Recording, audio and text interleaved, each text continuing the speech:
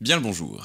Que tu sois un étudiant qui va passer son brevet, son bac ou un diplôme dans les études supérieures, ou que tu sois même un adulte qui a besoin d'être très concentré sur la journée, aujourd'hui je vais te donner 10 conseils qui vont te permettre d'être bien concentré, particulièrement pendant les périodes de révision. Et juste à la fin de la vidéo, je concrétiserai tout ça en te donnant un exemple de menu parfait à adopter pendant tes périodes de révision ou d'examen ou un petit peu de pression au travail si tu veux optimiser les performances de ton cerveau.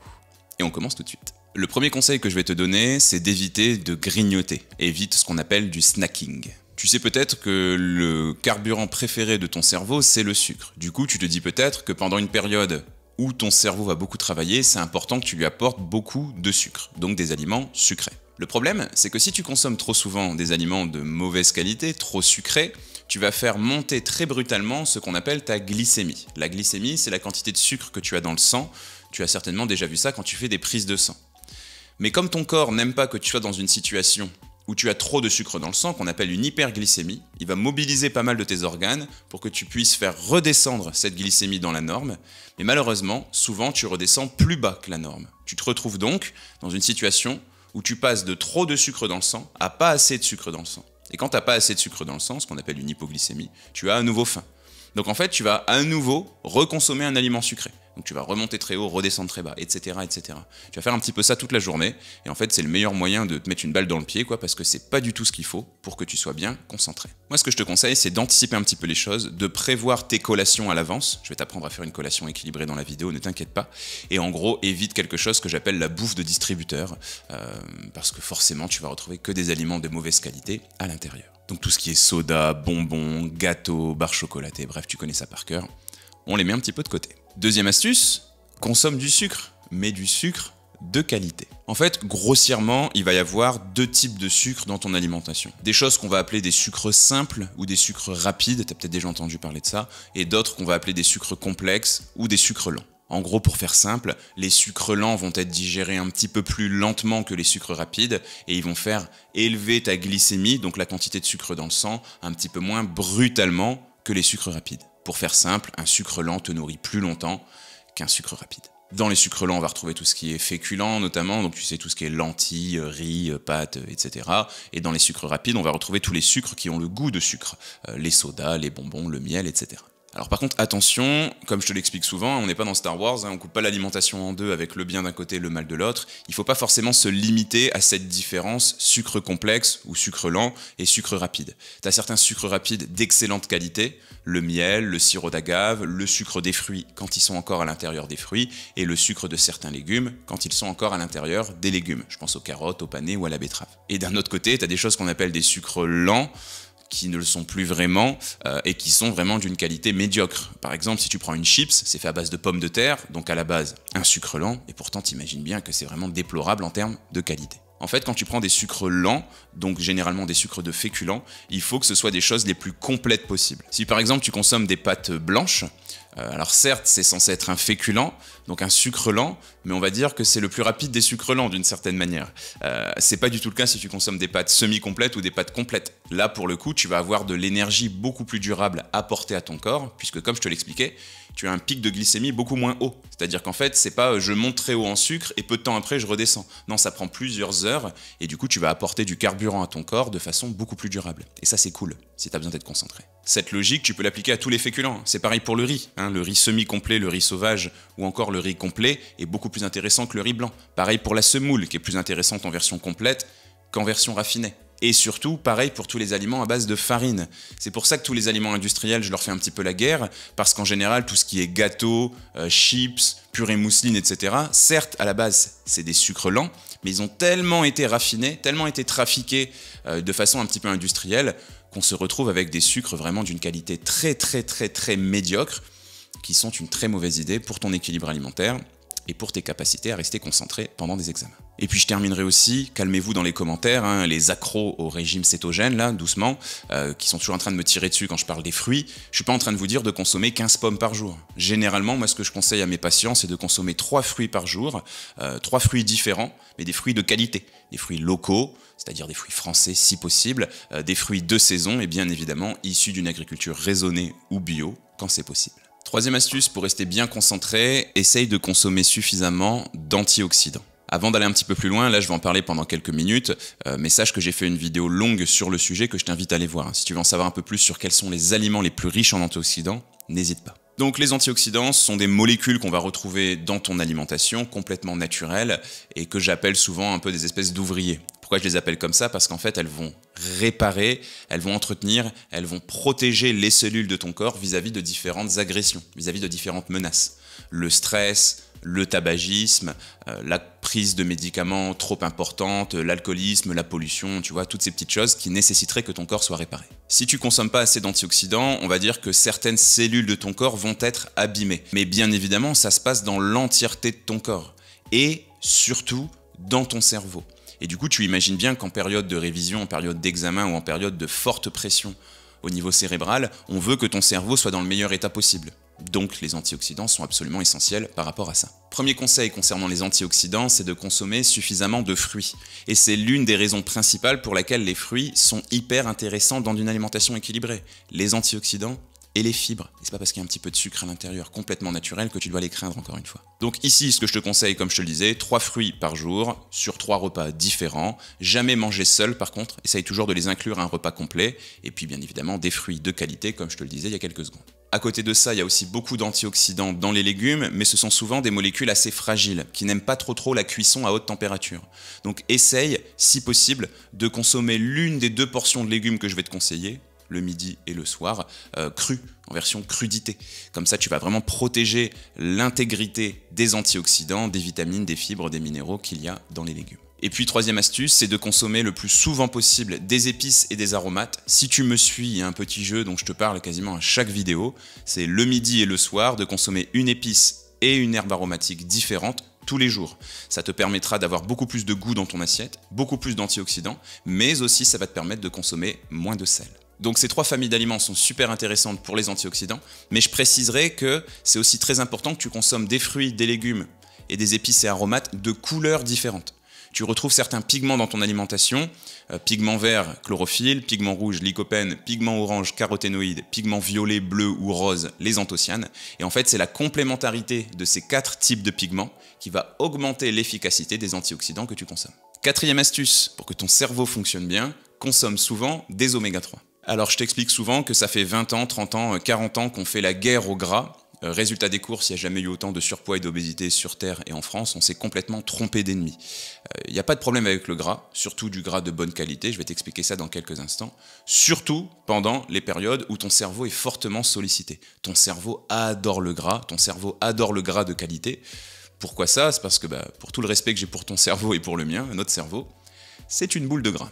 Le meilleur gras pour ton cerveau, ce sont donc ce qu'on appelle les oméga 3. C'est le meilleur gras pour ton cerveau, particulièrement parce que généralement, on manque de ça dans notre alimentation occidentale. Faut bien comprendre que quand on parle de bon sucre, bon gras, mauvais sucre, mauvais gras, c'est pas forcément parce qu'ils sont bons ou mauvais de nature. C'est juste soit qu'on en consomme beaucoup trop dans notre alimentation occidentale, ou soit qu'on en consomme pas du tout assez. Si je te donnais des cours et que tu étais un esquimau, je pense pas que je t'embêterais autant avec les oméga 3 parce que les esquimaux, eux, pour le coup, consomment trop d'oméga 3, tu vois. C'est un peu tout l'inverse de nous. Mais donc ici, les oméga 3, très importants parce qu'ils vont optimiser l'efficacité de la communication entre tes neurones. Les neurones, ce sont les cellules qui composent ton cerveau. Et finalement, c'est les cellules qui font que tu es capable de réfléchir ou pas. Il y a d'ailleurs énormément d'études scientifiques qui sont sorties qui prouvent qu'une consommation d'oméga 3 satisfaisante protège l'intégrité de ton cerveau, donc te permet d'avoir un cerveau qui fonctionne beaucoup mieux, et vont aussi protéger ton cerveau vis-à-vis de différentes pathologies, particulièrement la maladie d'Alzheimer, qui est, tu le sais bien, une dégénérescence de tes neurones. Donc ici, il y a 4 conseils que je vais te donner. Premièrement, moi je te conseille de consommer 4 fois par semaine du poisson gras pendant ta période de révision. Donc les poissons gras, ce sont tous les poissons qui n'ont pas une chair blanche. Le thon, les sardines, le maquereau, les anchois, la truite, le saumon, mais aussi les moules, les huîtres, les bulots. Bref, tout ce qui vient de la mer, de l'océan ou des rivières qui n'a pas une chair blanche contient des oméga 3. Attention parce que les océans sont aussi un petit peu pollués, et particulièrement les poissons de grosse taille. Donc je vais te recommander de bien varier les poissons et tous les produits de la mer, coquillages, crustacés, mollusques que tu consommes. Essaye de bien penser à des poissons de petite taille, je pense aux sardines, aux harengs ou aux anchois qui sont assez intéressants et qui contiennent moins de métaux lourds parce que moins pollués. En parallèle de tout ça, essaye aussi de favoriser de la truite de rivière si tu en as l'occasion. par exemple si tu es pêcheur ou si tu as un ami pêcheur qui peut t'en rapporter. Deuxième astuce par rapport à ça, c'est de consommer 2 poignées de fruits à coque d'environ 15 grammes dans ta journée pendant toute ta période de révision, mais aussi en dehors parce que c'est excellent pour la santé. Ici, on va retrouver la noix, les noisettes, les amandes, etc. Mais pendant ta période de révision, moi je te conseille surtout de te concentrer sur les noisettes et les noix parce que ce sont vraiment les 2 fruits à coque les plus intéressants parce que les plus riches en oméga 3, encore une fois. En réalité, je te parle de richesse en oméga 3, mais c'est surtout le rapport oméga 3 sur oméga 6. Mais j'ai pas envie de te perdre dans cette vidéo. Retiens juste que la noix de Grenoble et la noisette sont les 2 plus intéressants. Troisième astuce, tu peux manger aussi souvent de l'avocat. Moi, je conseille souvent à mes patients de mettre un avocat par semaine, ici, à droite à gauche. Le problème, c'est que c'est pas toujours de saison et que c'est assez compliqué d'avoir des avocats locaux. Donc si c'est pour avoir des avocats qui viennent du Pérou et qu'on fait 3 fois le tour du monde en bateau dans une chambre froide, il n'y a pas beaucoup d'intérêt. Donc si tu es capable de faire ça, prends des avocats corses quand ils sont de saison. Et puis quand c'est pas la saison, c'est pas grave, il y a d'autres aliments riches en oméga 3. Dernière astuce, c'est de consommer souvent des huiles de qualité. Et ça, encore une fois, c'est comme une poésie, je te le répète à quasiment chaque vidéo. Des huiles de noix, de colza, de lin, de cameline ou de chanvre. Les 2 dernières sont plus chères et assez compliquées à trouver et ont un goût végétal très fort, mais les 3 premières ne posent pas de soucis. Attention à ne consommer que cru, au sein de vinaigrettes, notamment pour accompagner des crudités. 5e astuce, essaie de consommer souvent des protéines en bonne quantité et des protéines de qualité. Quand je parle de protéines à mes patients, tout de suite, ils pensent biscotto, ils pensent muscle. Et d'ailleurs, il y a quelque chose de très paradoxal en France, c'est que plus on a besoin de protéines, moins on en mange. Plus on prend d'âge, plus notre tissu musculaire fond, et on se rend compte que les personnes qui commencent à prendre de l'âge, notamment à partir de la retraite, se mettent à manger beaucoup moins d'aliments riches en protéines, la viande, le poisson et les œufs notamment. Mais revenons-en à toi et aux performances de ton cerveau. Il faut que tu saches que tes neurones communiquent entre eux, mais aussi avec le reste de ton corps, en fabriquant des choses qu'on appelle des neurotransmetteurs. Et certaines briques des protéines que tu vas consommer, qu'on appelle des acides aminés, sont les matières premières pour fabriquer ces fameux neurotransmetteurs. Donc tu comprendras bien que si tu n'as pas de protéines, tu n'as pas d'acides aminés, si tu n'as pas d'acides aminés, tu n'as pas de neurotransmetteurs, ou en tout cas pas assez, et si tu n'as pas assez de neurotransmetteurs, tes neurones ne communiquent pas bien. Donc ton cerveau, il tourne au ralenti. Donc ici, je vais bien évidemment te conseiller de consommer pas mal de protéines de qualité pendant toute ta période de révision. Le midi et le soir, tu peux notamment te mettre une portion de viande, de poisson ou d'œuf. Bien évidemment, par rapport à ce que je te disais juste avant sur les oméga 3, tu auras bien compris que le poisson va être très intéressant, mais aussi les œufs. Dans les œufs, on retrouve des choses très intéressantes, particulièrement quelque chose qu'on appelle de la choline, et ça fonctionne très bien dans ton cerveau pour optimiser ses performances. Et si tu penses que les œufs donnent du cholestérol, j'ai fait une vidéo sur le sujet que je t'invite à aller regarder aussi. On retrouve aussi des protéines dans les produits laitiers. Moi, je vais quand même globalement te conseiller de limiter un peu les liquides et les yaourts. C'est des choses qui sont pas forcément simples à digérer, parce que souvent assez riches en lactose. Ça peut fatiguer un petit peu ton corps, donc pendant ta période d'examen, on souhaite pas ça. Et puis ça augmente aussi le risque de faire de l'inflammation.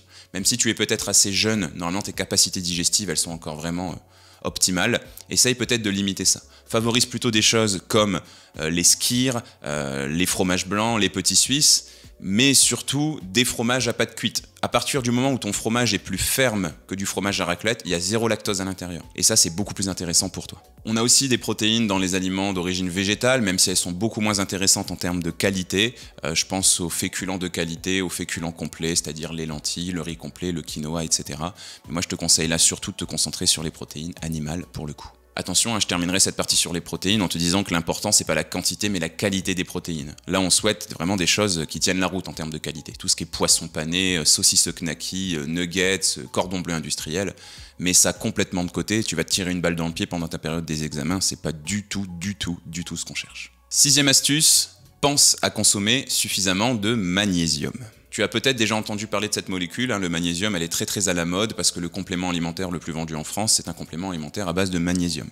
Beaucoup de Français en sont carencés, mais tu n'as pas forcément besoin de prendre de compléments alimentaires, il y en a dans tout un tas d'aliments. Le magnésium, il est intéressant parce qu'il va limiter ton stress. Et on sait, toi et moi, que pendant les périodes d'examen, on est un peu au taquet en termes de stress. Premièrement, il va permettre de limiter un petit peu la fabrication d'une hormone qu'on appelle le cortisol. Le cortisol, avec l'adrénaline, c'est l'hormone du stress, celle qui fait augmenter un petit peu ton rythme cardiaque, chose que tu connais très bien quand tu passes un examen. Deuxièmement, le magnésium va se fixer à un endroit très précis de ton cerveau, dans tes neurones, et va permettre de relâcher quelque chose qu'on appelle du GABA. G-A-B-A, c'est le neurotransmetteur de la relaxation. Et enfin, le magnésium, c'est aussi quelque chose qui va te permettre de faire un petit peu de détente musculaire. Ça va permettre aussi au rythme de ton cœur de se calmer un tout petit peu. Et donc en fait, cette triple action, c'est vraiment pas mal pour t'aider à gérer ton stress pendant la période des examens ou des révisions. Premier conseil que je vais te donner, pendant toute cette période d'examen, tu consommes 2 carrés de chocolat noir par jour. Le plus noir possible, mais au moins du 70% s'il te plaît. Et deuxième conseil, pense à avoir une alimentation assez diversifiée, assez variée, parce qu'en fait du magnésium on va en trouver dans pas mal d'aliments différents. Je pense à la banane, je pense aux épinards, je pense aux fruits à coque, notamment les amandes, je pense aussi à certains poissons gras, aux lentilles encore une fois. Donc vraiment ce côté alimentation très diversifiée dans chacune des familles d'aliments, c'est quelque chose que je te conseille vivement pendant cette période de révision. 7e astuce, assure-toi d'avoir une alimentation assez riche en fer. Le fer, c'est quelque chose qui va rentrer dans la composition de tes globules rouges. Et les globules rouges, leur fonction, l'une de leurs fonctions en tout cas, c'est d'aller chercher l'oxygène dans tes poumons et ensuite d'aller distribuer cet oxygène partout dans ton corps, notamment dans ton cerveau.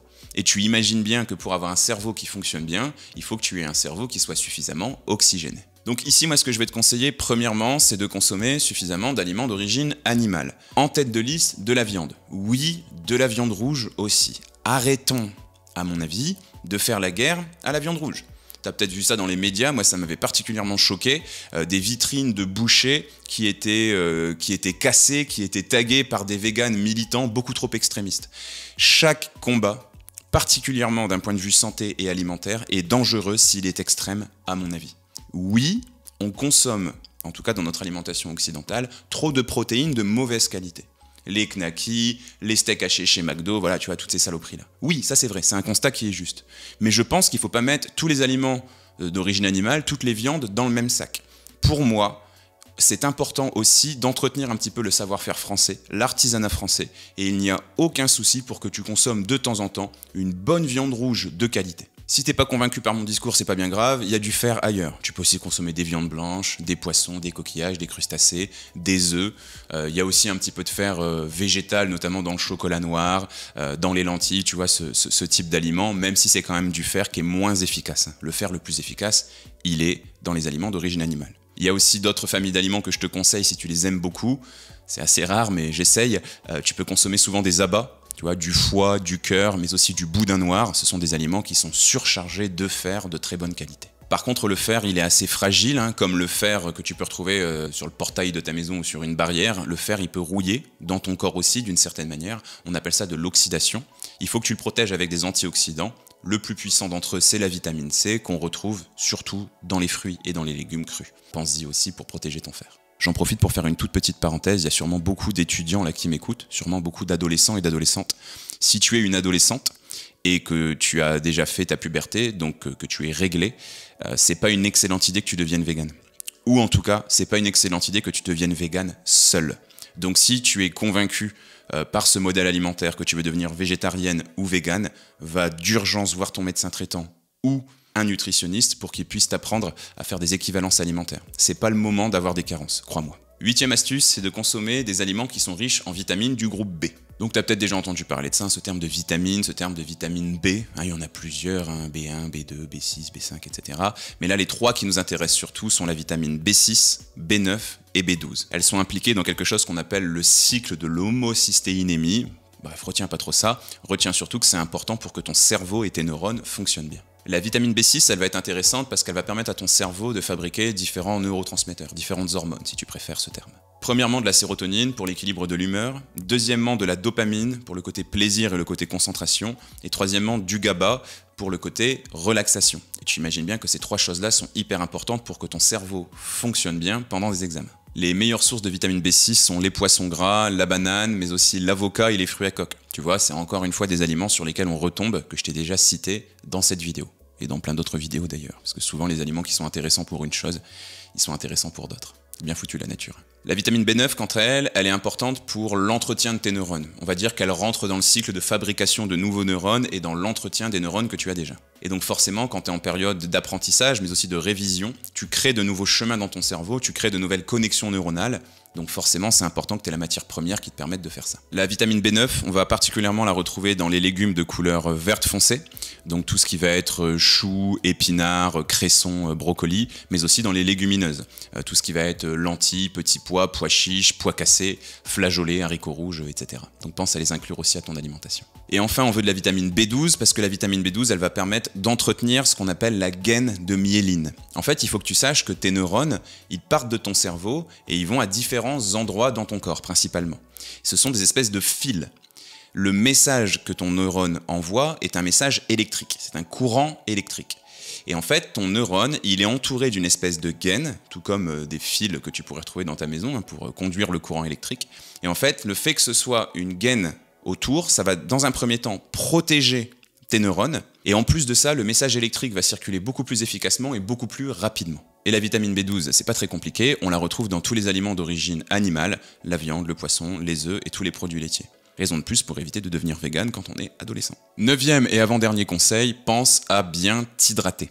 Je pense que tu sais qu'il y a de l'eau à peu près partout dans ton corps, tes cellules, ton corps est fait en grande majorité d'eau, et donc forcément quand tu as un stress, quand tu as des révisions, surtout que souvent les examens ont lieu pendant l'été, tu vas te déshydrater. Et c'est pas possible d'avoir un corps et un cerveau qui fonctionnent bien s'il est déshydraté. Tu t'en doutes, c'est l'un des besoins vitaux primaires, boire suffisamment d'eau. Ici, je vais te conseiller au moins 1,5 litre d'eau par jour. Tu peux aller jusqu'à 2 litres, mais ça sert à rien de boire plus que ça. Inutile de te noyer non plus. Et là, bien évidemment, les deux sources d'hydratation les plus intéressantes sont l'eau plate et les eaux gazeuses. Il n'y a pas trop de conseils que je vais te donner par rapport à ça, si ce n'est éventuellement de faire un petit peu attention à 3 eaux gazeuses qui sont la Saint-Thior, la Vichy Célestin et la Rosana, parce qu'elles sont un petit peu trop riches en sel. Et ça, c'est pas une bonne idée parce que ça va augmenter ta tension artérielle, donc la force avec laquelle ton cœur se contracte.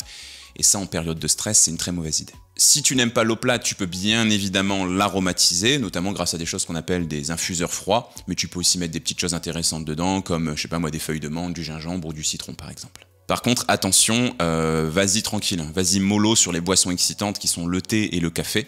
Ça peut être pas mal pour démarrer ta journée, pour te donner un petit coup de pied aux fesses. Après, ça dépend de ton âge, bien évidemment. Si possible, thé ou café non sucré.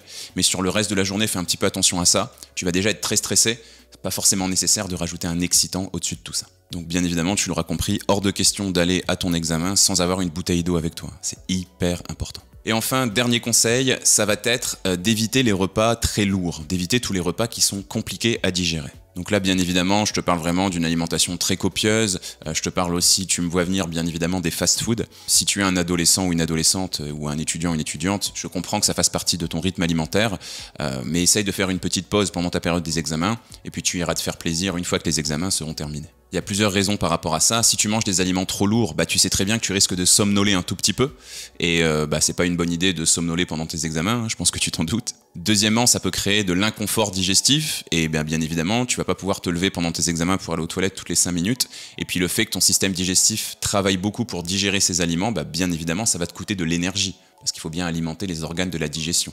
Et ça, encore une fois, c'est pas une bonne idée. Et puis troisième chose, plus tu as une alimentation lourde, plus elle est compliquée à digérer, moins tes nuits se passent bien. Et là, je vais pas te faire un dessin, tu comprendras que pour que ton cerveau fonctionne bien, il faut que tu fasses des nuits réparatrices. Pour concrétiser tout ça, je te mets à l'écran un menu parfait à adopter pendant tes périodes de révision. Au petit déjeuner, j'ai mis 2 œufs au plat, du pain de seigle et une banane, et j'ai décidé de ne pas mettre les fruits à coque au sein de ce petit déjeuner, mais d'en faire une collation. Souvent, pendant les périodes d'examen, on va se lever assez tôt, vers 6h30, 7h, et peut-être que tu auras faim à la pause de 10h. Donc si c'est le cas, tu prends quelques amandes et un carré de chocolat noir en guise de collation. Le midi, j'ai mis du chou rouge avec une vinaigrette à l'huile de colza pour avoir des oméga 3, un curry de lentilles avec des carottes, une cuisse de poulet, et en dessert, une poire pour avoir des fibres, de la vitamine C, des antioxydants notamment. À la collation de l'après-midi, j'ai mis des fraises, un petit morceau d'emmental et une poignée de noix de cajou non salées. Je te dirais même non salées et non grillées. Si tu prends des cacahuètes, des noix de pécan, des noix de cajou qui sont grillées, tu vas avoir une grosse partie des oméga 3 qu'elles contiennent qui vont être détruits. Parce qu'en fait, les oméga 3 sont des molécules assez fragiles. Donc essaye d'éviter tout ce qui est fruits à coque qui sont faits pour l'apéritif. Et pour le dîner, j'ai mis une salade fraîche avec des pâtes complètes au thon, une vinaigrette faite avec de la moutarde et si possible une huile de noix, des pousses d'épinards et en dessert, un carré de chocolat noir. Bien évidemment, à côté de ça, c'est important que tu t'hydrates bien, c'est important que tu manges varié, et c'est aussi important que tu pratiques une activité physique. Ne serait-ce qu'aller marcher un tout petit peu, prendre l'air pendant tes périodes de révision, c'est vraiment important pour l'efficacité de ton cerveau. Si tu es un adulte ou une adulte et que tu veux apprendre à manger équilibré, je t'invite à te rendre sur le site lenutriscope.fr. Tu y trouveras des parcours avec des vidéos qui vont te permettre d'apprendre à manger équilibré pas à pas et de bien personnaliser le plan alimentaire que je te fournirai. Tu as aussi plein d'outils à côté, tels que 365 exemples de journées de menus équilibrés et plus de 140 recettes. Des recettes faciles, économiques et pratiques. Donc je le répète, si tu veux te débarrasser de potentiels kilos en trop ou apprendre à manger équilibré, va sur le site lenutriscope.fr. Si cette vidéo elle t'a plu, je t'invite à me laisser un petit like et à me le dire en commentaire, et à t'abonner à la chaîne si c'est pas encore fait. Moi je te retrouve ici 2 fois par semaine et tous les jours sur mes autres réseaux sociaux. Salut!